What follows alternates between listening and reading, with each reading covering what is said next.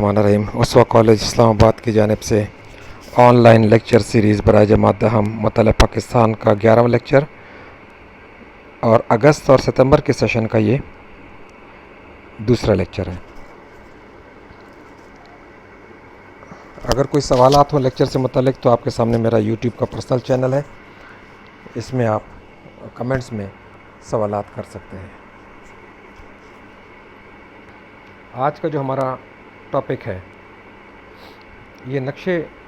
हैं पाकिस्तान का, अफ्रीका का, यूरोप का। ये नक्शे मैंने रेफरेंस के लिए यहाँ पे रखे हुए हैं, जब ज़रूरत पड़ेगी तो हम दोबारा से इसको देख सकते हैं। खारजा पॉलिसी का जो हमारा चैप्टर है, इसमें हमारा आज का टॉपिक है पाक चीन ताल्लुकात। चीन के साथ हमारे शुरू से ही बेहतरीन ताल्लुकात रहे हैं। चीन हमारी शमाली सरहद के साथ हमारा हमसाया मुल्क है और 1949 में अवामी जमहूरिया चीन जो आज़ाद हुआ तो पाकिस्तान ने इसको तस्लीम कर लिया। 1949 से पहले यहाँ पे चीन में खाना जंगी की कैफियत थी और दो हुकूमतें बन गईं। एक मौजूदा जो ताइवान का इलाका है वहाँ पे, और एक यहाँ पे जो हमारे साथ जो हमारा हमसाया मुल्क चाइना है यहाँ पे। ताइवान में जो हुकूमत बनी वो पहले दावा करती थी कि पूरे चीन की हम जायज़ हुकूमत है, मगर जब उनको कम्युनिस्ट पार्टी से, चाइना की जो कम्युनिस्ट पार्टी है, उनसे शिकस्त खाकर ताइवान जाना पड़ा और चाइना पर, मेनलैंड चाइना पर कम्युनिस्ट पार्टी का कब्ज़ा हो गया। तो इसके बावजूद भी अक़वाम मुत्तहिदा में जो नुमाइंदगी थी चाइना की, वो ताइवान में मौजूद हुकूमत कर रही थी, ना कि मौजूदा जो हमारा जो हमसाया चाइना है जिसको मेनलैंड चाइना कहते हैं, ना कि वो। तो 1949 में जब चाइना में, मेनलैंड चाइना में कम्युनिस्ट हुकूमत बनी एक्सक्यूज़ मी, तो पाकिस्तान ने उसको तस्लीम कर लिया और हमारे जो बाकायदा ताल्लुकात का आगाज़ है 1954-55 में हुआ। और इसमें अक़वाम मुत्तहिदा में जब मसला पेश हुआ कि चाइना की नुमाइंदगी कौन सी हुकूमत करती है, आया मेनलैंड चाइना या फिर ताइवान में जो हुकूमत है वो करती है, तो पाकिस्तान ने मेनलैंड चाइना की हुकूमत की अक़वाम मुत्तहिदा में नुमाइंदगी की हिमायत की। 1962 में जब चाइना और इंडिया के दरमियान जंग हुई तो पाकिस्तान ने चाइना की हर मुमकिन हिमायत की। 65 और 71 की पाक भारत जंगों में चाइना ने हमारा भरपूर साथ दिया, ख़ासकर 1965 की जंग में भरपूर साथ दिया, माली एतबार से भी, असलहे के एतबार से भी। मगर 1971 की जो जंग हुई पाकिस्तान और भारत के दरमियान, इसमें उस तरीके से साथ नहीं दे सका, क्योंकि ये ख़दशा था कि अगर चाइना पाकिस्तान की हिमायत खुलेआम करता है तो जवाब में रूस, जो कि इंडिया का इत्तेहादी था, हिमायती था, तो वो भी जंग में शामिल हो सकता है। तो जंग को बढ़ने से रोकने के लिए चाइना ने ज़्यादा हिमायत 1971 की जंग में नहीं की। फिर जब 1974 में भारत ने अपने पहले एटमी धमाके किए तो चाइना और पाकिस्तान की पॉलिसी, एटमी पॉलिसी एक ही थी। दोनों ने ये कहा कि इंडियन ओशन के आसपास के तमाम ममालिक जो है वो नॉन न्यूक्लियर जोन इसको करार दिया जाए, किसी के पास न्यूक्लियर हथियार ना हो। ये दोनों ने करारदाद पेश की और फिर 1986 में दोनों ममालिक के दरमियान एटमी समझौते पर पाकिस्तान और चाइना के दरमियान दस्तखत हुए और फ़नी ताउन भी चाइना से हासिल हुआ, माली ताउन भी हासिल हुआ। और इसके अलावा फिर पाकिस्तान और चाइना के दरमियान जो शहराए रेशम है, जिसको कराकोरम हाईवे कहा जाता है, इसमें भी चाइना का बहुत ताउन हासिल है हमें। दिफाई मैदान में भी पाकिस्तान की बहुत ज़्यादा मदद की, मिसाल के तौर पे हैवी मैकेनिकल कॉम्प्लेक्स कामरा में, और इसके अलावा वाह में जो POF जिसको कहते हैं पाकिस्तान ऑर्डिनेंस फैक्ट्री, इसकी तामीर में चाइना ने बहुत मदद की। खैबर पख्तूनख्वा में हैवी इंडस्ट्री इलेक्ट्रिकल कॉम्प्लेक्स की तामीर के लिए مالی امداد کی، اور اس کے علاوہ مختلف حکومتوں میں پاکستان کے وزرائے اعظم نے دورے کیے چائنا کے، اور آپس کے تعلقات کو مضبوط بنایا۔ موجودہ دور میں سب سے جو بڑا پاکستان اور چین کے درمیان منصوبہ ہے وہ اس کو سی پیک کا منصوبہ کہا جاتا ہے۔ یہ سی پیک کا جو منصوبہ ہے یہ حقیقت میں ایک بڑے منصوبے کا ایک پارٹ ہے، مگر پاکستان میں اس کو سی پیک کہا جاتا ہے۔ پاکستان سے میں گلگت سے لے کر، یعنی کہ چائنا سے ہنزا سے لے کر یا خنجراب پاس سے لے کر گوادر تک ایک روڈ نیٹ ورک، اور اس کے ساتھ ساتھ صرف یہ روڈ نہیں ہوگی، اس کے علاوہ بھی مزید بھی اس میں منصوبے میں چیزیں شامل ہیں۔ اس میں انڈسٹریل زونز بھی شامل ہیں، اور اس کے علاوہ اس میں پائپ لائن وغیرہ اور fibre optic cable, railway track, یہ تمام چیزیں مستقبل میں بنائے جانے کا ارادہ ہے۔ تو اس سی پیک منصوبے سے چائنا کو جو فائدہ ہے وہ یہ ہے کہ چائنا کو بحیر عرب میں پہنچنے کے لیے مختصر راستہ مل جائے گا۔ اگر یلو سی سے چائنا آتا ہے بحیر عرب میں تو اس کو 45 دن لگتے ہیں، جبکہ پاکستان سے گزر کر خشکی کے راستے سے اگر ہم گوادر کے ذریعے سے چائنا کو اپنی گوادر پورٹ مہیا کرتے ہیں تو ان کو یہ 15 دن لگتے ہیں۔ تو چائنا اپنے سامان کو یورپ یا عرب ممالک میں بھیجنے کے لیے اس کو ایک شارٹ راستہ ملتا ہے، اور ہمیں یہ فائدہ ہے کہ جب یہ روڈ ہم سے گزرے گی، سامان گزرے گا، تو لازمی طور پہ جہاں جہاں روڈ گزرتی ہے وہاں پہ آبادی کو فائدہ بھی ہوتا ہے، روزگار کے مواقع بھی ملتے ہیں، اور پھر جو بھی سامان یہاں سے گزرے گا اس پہ کچھ نہ کچھ ٹیکسز وغیرہ کی شکل میں بھی پاکستان کو فائدہ ہوگا۔ اس سے بھی بڑھ کر جو اس روڈ سی پیک کی جو روڈ ہے اس کے آس پاس انڈسٹریل زونز بنیں گے،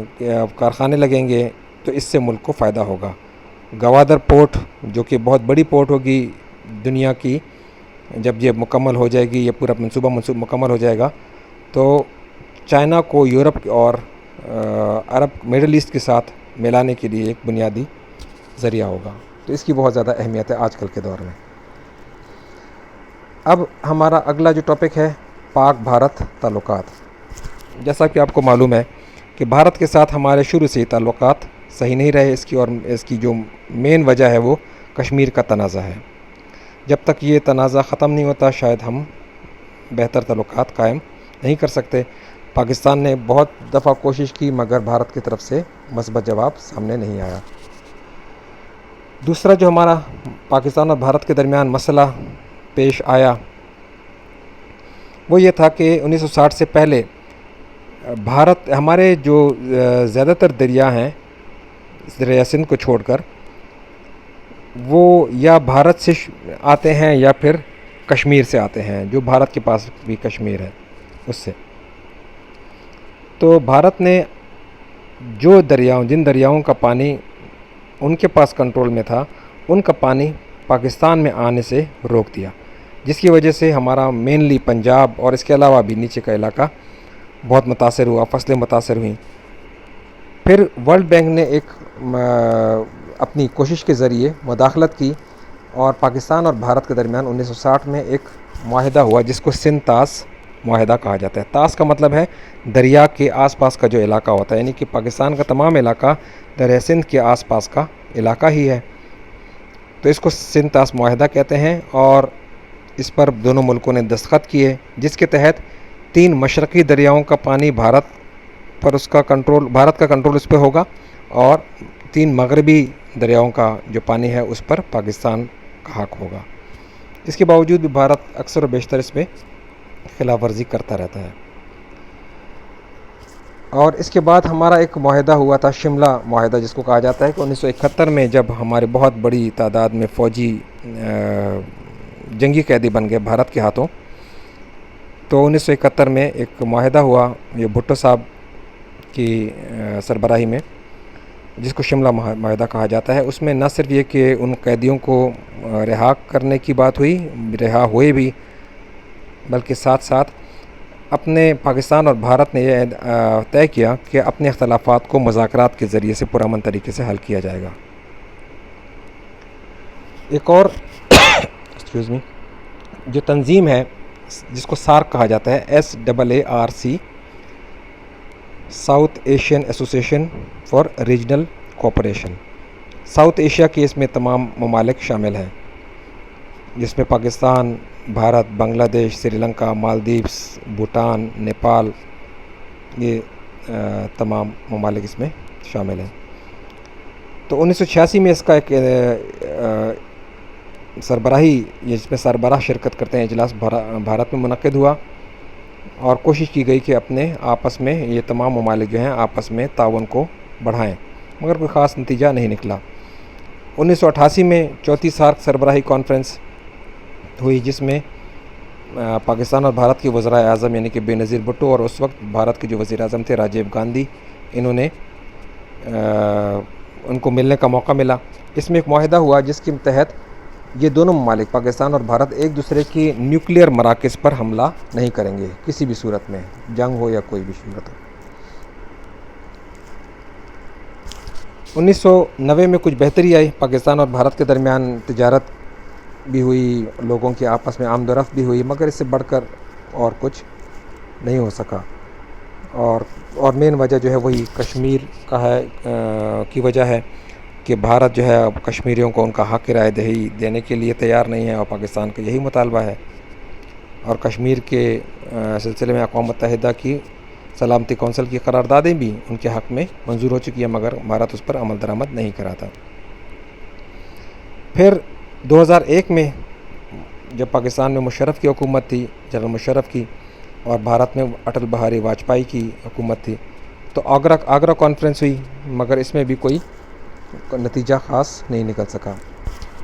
پھر اس کے بعد 2004 میں سارک کانفرنس میں بھی صدر وہی ہمارے مشرف صاحب تھے،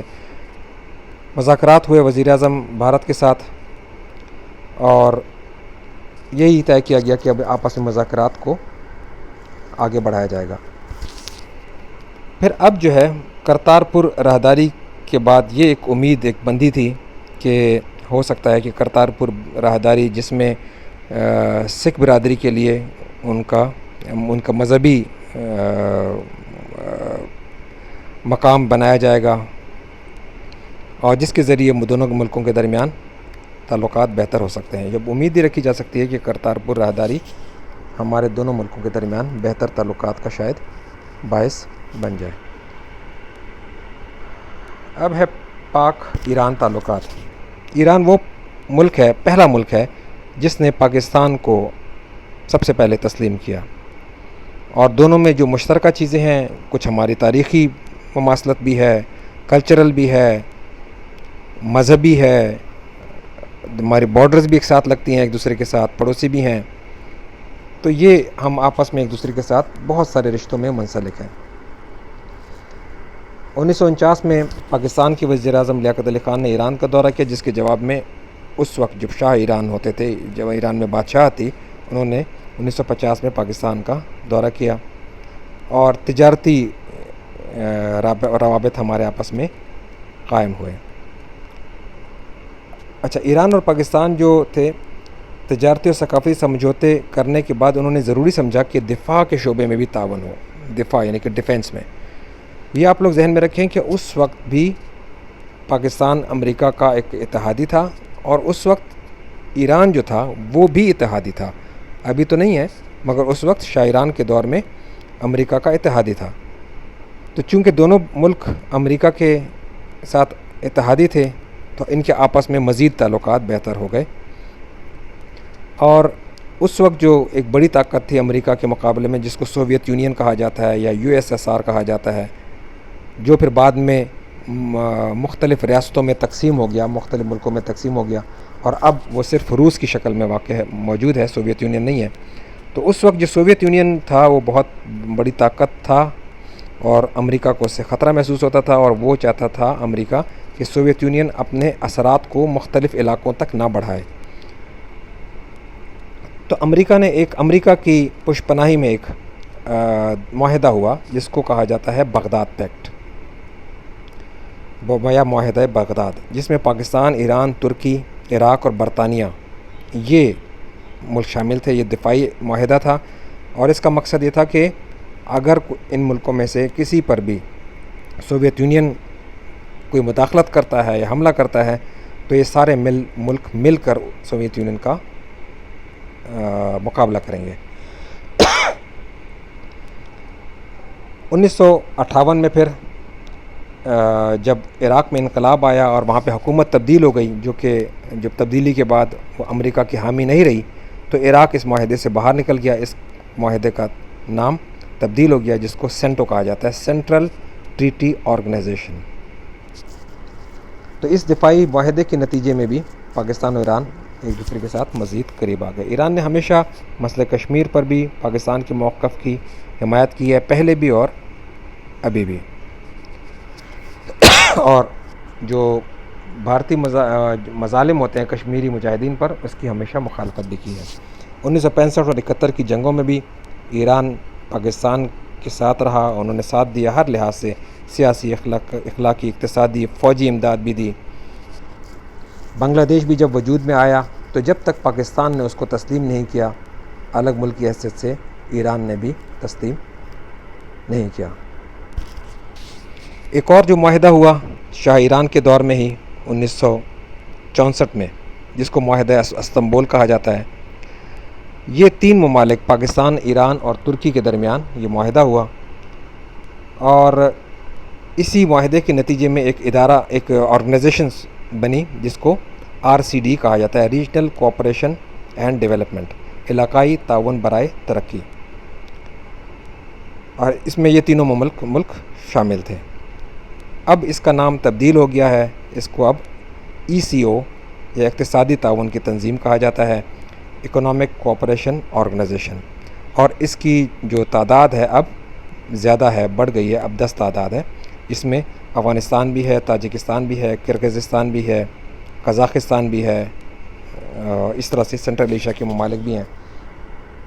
تو یہ تعداد اب 10 ہے۔ پاکستان نے پھر جب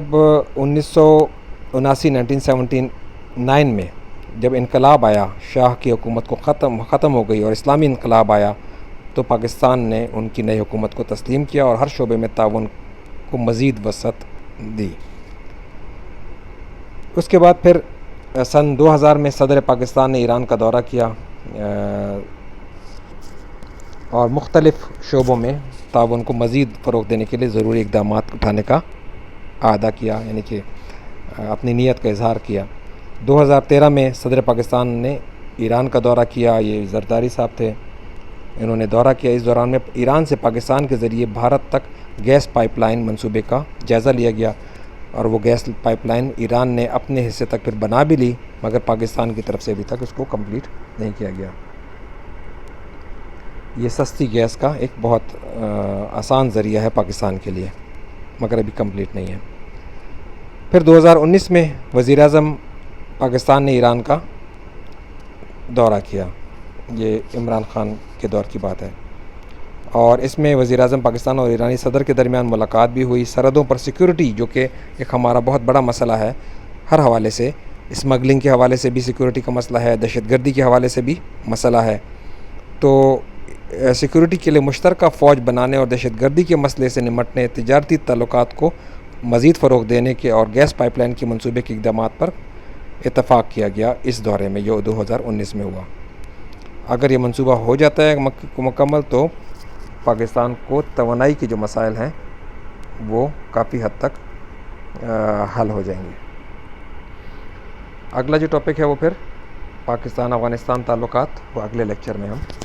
کریں گے۔ شکریہ۔